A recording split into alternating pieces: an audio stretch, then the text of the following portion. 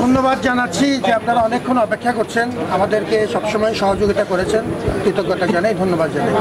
আপনারা জানেন যে বিভিন্ন রকম নিবর্তনমূলক ব্যবস্থার কারণে, বিশেষ করে গণরুম এবং জোর করে বিভিন্ন রাজনৈতিক অনুষ্ঠানে নিয়ে যাওয়া ইত্যাদি কারণে আমাদের সাধারণ শিক্ষার্থীদের মধ্যে গণঅভ্যুত্থান পূর্ববর্তী একটা দীর্ঘদিনের সংস্কৃতি, যে নেতিবাচক যে রাজনীতি, ছাত্র রাজনীতি, তার একটা এই সম্পর্কে শিক্ষার্থীদের মধ্যে একটা আশঙ্কা আছে, শঙ্কা আছে, কিছুটা ভীতি আছে এবং ট্রমা আছে।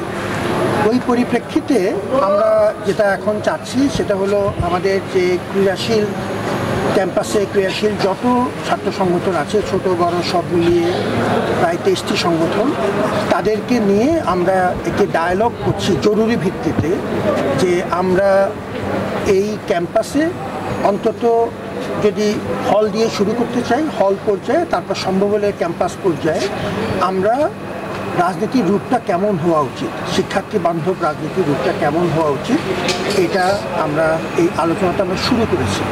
এবং এটি খুবই গুরুত্বপূর্ণ হচ্ছে এই কারণে যে আমাদের সামনে ডাকসু নির্বাচন আছে, আমরা সবাই মিলে আপনাদের সহযোগিতায় মাঠে নেমেছি এবং এই নির্বাচনে তো আমাকে ছাত্র সংগঠনগুলোর পূর্ণ ভূমিকা প্রয়োজন এবং আমরা চাই তারা সবাই আসুক।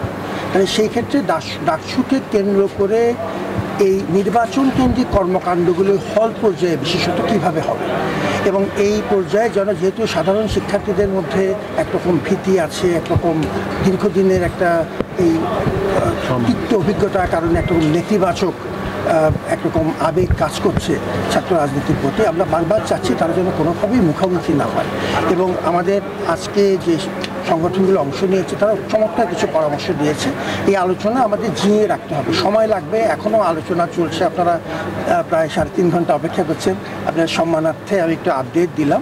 এটা কঠিন একটি কাজ, একটা মোটামুটি একটা বড় দাগের সমঝোতার মধ্যে আসা, যাতে আমরা নির্বাচনটা শান্তিপূর্ণভাবে করতে পারি এবং শিক্ষার্থীদের সাথে যাতে কোনোভাবেই আমাদের ছাত্র সংগঠনগুলো মুখোমুখি না হয়, কারণ ছাত্র সংগঠনগুলোর অনেক বড় অবদান আছে।